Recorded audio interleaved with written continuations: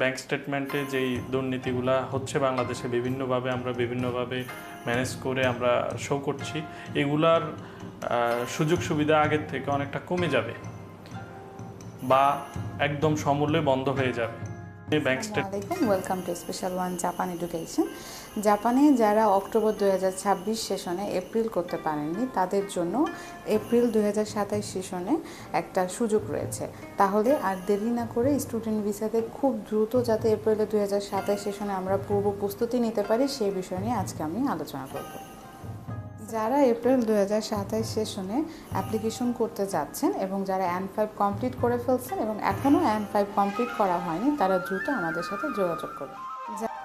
হাজমে মাস্তে কুন্নিচিওয়া কামরুল তো মৌসিমাস বাংলাদেশ জিন্দেস বাংলাদেশ নো জামালপুর কারাকি মাস্তা সেইনেন গাপ্পিওয়া নিসেন রকুনেন নো যোগাচ্ছু নো জোকিও নিচিদেস ইমা জোকিও সাইদেস কাজুকু ওয়া গনিন্দেস রিওশিন তো অত ইমৌতো তো অতাশিদেস সুমিওয়া কুরগত সুরগত তো মিরগত দেশ মাজিমেনি শিগতনি তরিকুমো কত শিনছেছুনি শীতেই মাস দোজু ইয়েরশিকনে গাই।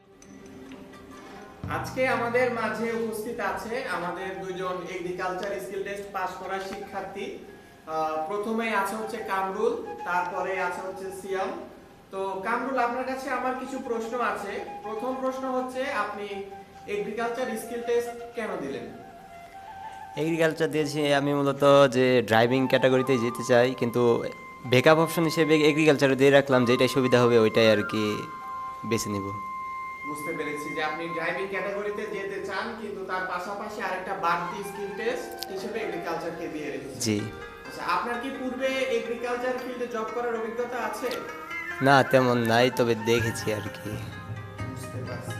আপনি তাহলে N4 JFP2 কমপ্লিট করেছেন এবং তারপর এগ্রিকালচার স্কিল টেস্ট দিয়ে এখন প্রিপারেশন নিচ্ছেন। আপনার কাছে কি যে এই যে আপনি আজকে স্কিল টেস্ট পরীক্ষা দিলেন, আপনি কয় সপ্তাহে স্কিল টেস্ট পরীক্ষা দিয়েছেন এবং আপনার কাছে পরীক্ষাটা কেমন মনে হয়েছে? ধরতে গেলে 1 সপ্তাহ প্রিপারেশনের মাধ্যমে আমি পরীক্ষাটা দিলাম, আর পরীক্ষা মোটামুটি সহজই আছে, 2-3 বার বই পড়লে ইজি আর কি।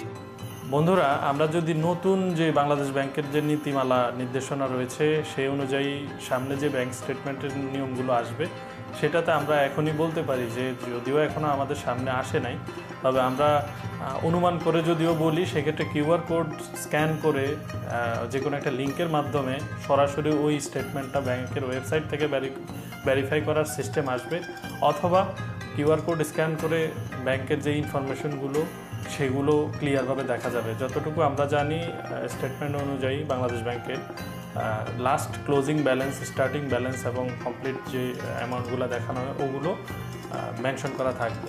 তো এইসব জিনিস যদি সরাসরি ডিসক্লোজ করা থাকে কিউআর কোডের মধ্যে, সেক্ষেত্রে আগের মতো আমরা স্টুডেন্টরা যেভাবে আমরা ডকুমেন্টস ম্যানেজ করে বিভিন্নভাবে আমরা অনেকে নকলের শরণাপন্ন হয়েও আমরা স্টুডেন্ট আবেদন করতো, সব কিছু মিলিয়ে আগামী দিনে আরও এগুলো সাবধানতার সাথে এগুলো অ্যাভয়েড করে, ফ্রড কার্যক্রম অ্যাভয়েড করে আমাদেরকে আগাইতে হবে। এর মানে এই না যে পড়াশোনা সবাই করতে পারবে না, বিদেশে কিছু স্টুডেন্ট করতে পারবে। সেক্ষেত্রে আমাদের কি করতে হবে, আমাদের পূর্ব থেকেই দক্ষ কনসালটেন্টের কাছ থেকে পরামর্শ নিয়ে আমাদের যথেষ্ট সময় হাতে রেখে আমাদের আগাইতে হবে। পূর্ব থেকেই আমাদের স্টেটমেন্ট প্রস্তুত করার যে সিস্টেম, যেভাবে একটা এম্বাসি চাচ্ছে তাদের রিকোয়ারমেন্ট অনুযায়ী পূর্বে থেকেই যথেষ্ট সময় নিয়ে ওইভাবে প্রস্তুত করে আমাদের আগাইতে হবে। এক্ষেত্রে অবশ্যই একজন দক্ষ ইমিগ্রেশন কনসালটেন্টের সাথে যোগাযোগ করে আগে থেকে আমরা কাজ করব। সেক্ষেত্রে আমরা আপনাদের সাথে থাকব। আপনারা যারা জাপানে অথবা পৃথিবীর বিভিন্ন দেশে আমাদের মাধ্যমে এখন থেকে ইনশাল্লাহ আপনারা আমাদের সহযোগিতা নিয়ে ভালো কিছু করতে পারবেন। তো আমাদের সাথে দেখা করবেন আপনার যে কোনো প্রয়োজনে। ইনশাল্লাহ ভালো থাকবেন সবাই। আল্লাহ হাফেজ।